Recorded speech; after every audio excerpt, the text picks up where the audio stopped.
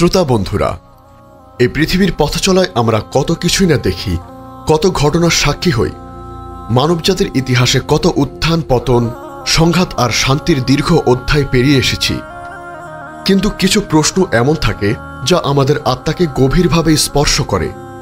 আমরা কি সেই মহাপ্রলয়ের দিকে এগিয়ে যাচ্ছি, যার পূর্বাভাস আমাদের রাসূল সাল্লাল্লাহু আলাইহি ওয়াসাল্লাম 1400 বছর আগেই দিয়ে গেছেন?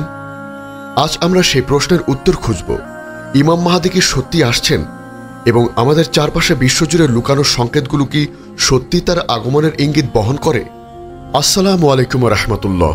আপনারা দেখছেন উম্মাহ কণ্ঠ, যেখানে আমরা জীবনের গভীরতম প্রশ্নগুলোর উত্তর খুঁজে ফিরি। ইসলামের শাশ্বত শিক্ষাকে আপনার হৃদয়ে পৌঁছে দেওয়ার চেষ্টা করি, যা আপনাকে পথ দেখাবে, অনুপ্রেরণা যোগাবে এবং আপনার জীবনকে আলোকিত করবে ইনশাআল্লাহ। আপনাদের ঈমানের জীবনকে আরও মজবুত করতে আধ্যাত্মিক জ্ঞান ও অনুপ্রেরণার এক অসাধারণ ভাণ্ডার পেতে আজই ভিজিট করুন আমাদের ওয়েবসাইট www.ummahkontho.com। এখানে আপনি পাবেন অসংখ্য প্রবন্ধ, আলোচনা এবং দিক নির্দেশনা, যা আপনার পথকে আলোকিত করবে এবং আপনাকে আল্লাহর নৈকট্য লাভে সহায়তা করবে। তাই এখনই ঘুরে আসুন আর আপনার জীবনের এক নতুন দিগন্ত উন্মোচন করুন। প্রিয় শ্রোতা, মাহদী আলাইহিস সালামের আগমন মুসলিম উম্মার জন্য একটি প্রগাঢ় বিশ্বাস, যা অসংখ্য সহিহ হাদিস দ্বারা সন্দেহতাতীতভাবে প্রমাণিত। এটি কোনো কাল্পনিক কাহিনী নয়, বরং এটি কিয়ামতের অন্যতম একটি বড় আলামত। তার আগমন হবে এমন এক সময় যখন পৃথিবী জুলুম, অবিচার ও অত্যাচারে ভরে যাবে। মানুষ শান্তি ও ন্যায় বিচারের জন্য হাহাকার করবে, কিন্তু তা খুঁজে পাবে না। ঠিক তখনই আল্লাহর ইচ্ছায় এই মহাপুরুষের আবির্ভাব ঘটবে, যিনি পৃথিবীতে ন্যায় ও ইনসাফ প্রতিষ্ঠা করবেন। তার এই আগমন এতটাই নিশ্চিত যে অসংখ্য নির্ভরযোগ্য হাদিসে এর বিশদ বর্ণনা রয়েছে। ইমাম ইবনে কাসির রাহিমাহুল্লাহ বলেন, ইমাম মাহদীর আগমনের পর ফল ফলাদিতে প্রচুর বরকত হবে, মানুষের সম্পদ বৃদ্ধি পাবে এবং ইসলাম বিজয়ী হবে। রাসূল সাল্লাল্লাহু আলাইহি ওয়াসাল্লাম ইমাম মাহদী আলাইহিস সালাম সম্পর্কে বহু স্পষ্টভাবে ভবিষ্যদ্বাণী করেছেন। হযরত আবু সাঈদ আল খুদরি রাদিয়াল্লাহু আনহু থেকে বর্ণিত, রাসূল সাল্লাল্লাহু আলাইহি ওয়াসাল্লাম বলেছেন, পৃথিবী অবিচার ও অত্যাচারে পূর্ণ হয়ে যাওয়ার পর মাহদী এমনভাবে ন্যায় ও সুবিচার দ্বারা তা পূর্ণ করে দেবেন যেমন তা অবিচার ও অত্যাচারে পূর্ণ ছিল। সুনানে আবু দাউদ, হাদিস 4285। এই হাদিসটি পরিষ্কারভাবে ইঙ্গিত দেয় যে মাহদীর আগমনের মূল উদ্দেশ্যই হবে পৃথিবীতে প্রকৃত ন্যায় ও সুবিচার প্রতিষ্ঠা করা। এটি শুধুমাত্র একটি আশার বাণী নয়, বরং এটি আল্লাহর পক্ষ থেকে এক অমোঘ প্রতিশ্রুতি যে অন্ধকার দীর্ঘস্থায়ী হবে না, আলোর দিন আসবেই, এবং তা আসবে এক বিশেষ নিয়মে, যা স্বয়ং আল্লাহ নির্ধারণ করে রেখেছেন। ইমাম মাহদীর আগমন এক গোপন সংকেত এই কারণে যে তার পূর্বে পৃথিবীতে এমন কিছু আলামত প্রকাশ পাবে যা মানুষকে কিয়ামতের সন্নিকটবর্তী হওয়ার ইঙ্গিত দেবে। এই আলামতগুলো আমাদের আশেপাশেই প্রতিনিয়ত আমরা দেখতে পাচ্ছি, কিন্তু অনেকে হয়তো এর গভীর তাৎপর্য উপলব্ধি করতে পারছি না। এগুলো সেই লুকানো সংকেত যা বর্তমান বিশ্বের পরিস্থিতিকে মাহদীর আগমনের সাথে সম্পর্কিত করে তোলে। 1. জ্ঞানের অভাব ও অজ্ঞতার বিস্তার। রাসূল সাল্লাল্লাহু আলাইহি ওয়াসাল্লাম বলেছেন, কিয়ামত প্রতিষ্ঠিত হবে না যতক্ষণ না জ্ঞান উঠে যাবে এবং অজ্ঞতা বিস্তার লাভ করবে। সহিহ বুখারী, হাদিস 7061। আজ আমরা দেখি প্রকৃত ইসলামিক জ্ঞান চর্চা কমে যাচ্ছে, আলেমদের সম্মান কমে যাচ্ছে এবং এমন লোক জ্ঞান নিয়ে কথা বলছে যাদের সেই বিষয়ে গভীর কোনো জ্ঞান নেই। ফলে সমাজে কুসংস্কার ও ভুল ধারণার বিস্তার ঘটছে। মানুষ সত্য ও মিথ্যা চিনতে পারছে না। আধুনিক শিক্ষা ব্যবস্থার প্রসার ঘটলেও দ্বীনি ইলমের ক্ষেত্রে এক ধরনের শূন্যতা সৃষ্টি হয়েছে, যা এই আলামতেরই অংশ। 2. হত্যা ও সংঘাতের ব্যাপকতা। কিয়ামতের একটি প্রধান আলামত হল হত্যার ব্যাপকতা বা হারজ বেড়ে যাওয়া। রাসূল সাল্লাল্লাহু আলাইহি ওয়াসাল্লাম বলেছেন, কিয়ামত ততক্ষণ পর্যন্ত সংগঠিত হবে না যতক্ষণ না হারজ বেড়ে যাবে। সাহাবীরা জিজ্ঞেস করলেন, হারজ কি? তিনি বললেন, হত্যা। সহিহ মুসলিম, হাদিস 2672, খণ্ড 4, পৃষ্ঠা 2050। আজ বিশ্বের দিকে তাকান। প্রতিদিন সংবাদ মাধ্যমে আমরা যে খুন, যুদ্ধ, সংঘাত, গণহত্যা আর সাম্প্রদায়িক সহিংসতার খবর শুনি, তা কি এই হারজের প্রতিচ্ছবি নয়? মানব জীবনের মূল্য যেন ক্রমেই কমে যাচ্ছে।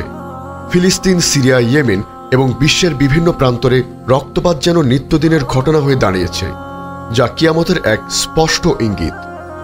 3. ব্যভিচার ও অশ্লীলতার সয়লাভ। রাসূল সাল্লাল্লাহু আলাইহি ওয়াসাল্লাম বলেছেন, কিয়ামত ততক্ষণ পর্যন্ত প্রতিষ্ঠিত হবে না যতক্ষণ না ব্যভিচার ব্যাপক হবে। সহিহ বুখারী হাদিস ৬৮০৮। সমাজে আজ অশ্লীলতা এমনভাবে ছড়িয়ে পড়েছে যে তা যেন স্বাভাবিক হয়ে গেছে। পর্দা প্রথা কমে যাচ্ছে, নগ্নতা আর ব্যয়াপনা প্রচার পাচ্ছে, যা ইসলামের মৌলিক শিক্ষার পরিপন্থী। গণমাধ্যম, সামাজিক যোগাযোগ মাধ্যম এবং দৈনন্দিন জীবনে এর ব্যাপকতা কিয়ামতের আগাম সংকেত হিসেবে কাজ করছে। 4. সময়ের দ্রুততা। হযরত আনাস ইবনে রাদিয়াল্লাহু আনহু থেকে বর্ণিত, রাসূল সাল্লাল্লাহু আলাইহি ওয়াসাল্লাম বলেছেন, কিয়ামত ততদিন প্রতিষ্ঠিত হবে না যতদিন না সময় দ্রুত চলতে থাকবে। ফলে 1 বছর 1 মাসের মতো মনে হবে, 1 মাস 1 সপ্তাহের মতো, 1 সপ্তাহ 1 দিনের মতো, এবং 1 দিন 1 ঘন্টার মতো মনে হবে, আর 1 ঘন্টা এমন মনে হবে যেন একটি খেজুরের ডাল জ্বলে শেষ হবে। সুনানে তিরমিজি হাদিস 2237, খণ্ড 4, পৃষ্ঠা 348।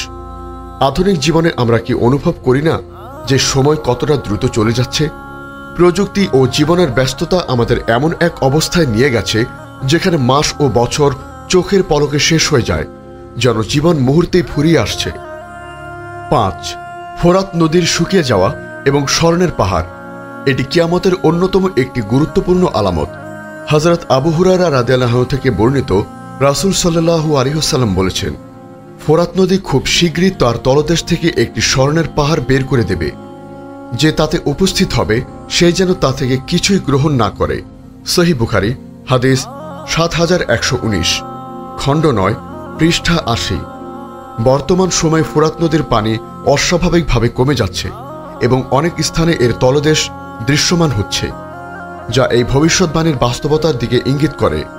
এই স্বর্ণকে কেন্দ্র করে এক ভয়াবহ যুদ্ধ শুরু হবে, যেখানে ৯৯ ভাগ মানুষ নিহত হবে। 6. ধন সম্পদের প্রাচুর্য এবং দান করার লোকের অভাব। রাসূল সাল্লাল্লাহু আলাইহি ওয়াসাল্লাম কিয়ামতের একটি আলামত হিসাবে সম্পদের প্রাচুর্যের কথা বলেছেন, কিন্তু এই সম্পদ দান করার মতো কেউ থাকবে না। মুসলিম আবু হুরায়রা রাদিয়াল্লাহু আনহু থেকে বর্ণিত, রাসূল সাল্লাল্লাহু আলাইহি ওয়াসাল্লাম বলেছেন, কিয়ামত প্রতিষ্ঠিত হবে না যে পর্যন্ত তোমাদের মধ্যে প্রচুর মাল সম্পদ বৃদ্ধি না পাবে, এমনকি মালের সয়লাভ হয়ে যাবে। তারপর একজন লোক তার মালের জাকাত নিয়ে বের হবে, কিন্তু গ্রহণকারী কোনো লোক খুঁজে পাবে না। সহিহ মুসলিম হাদিস 1009, খণ্ড 4, পৃষ্ঠা 69।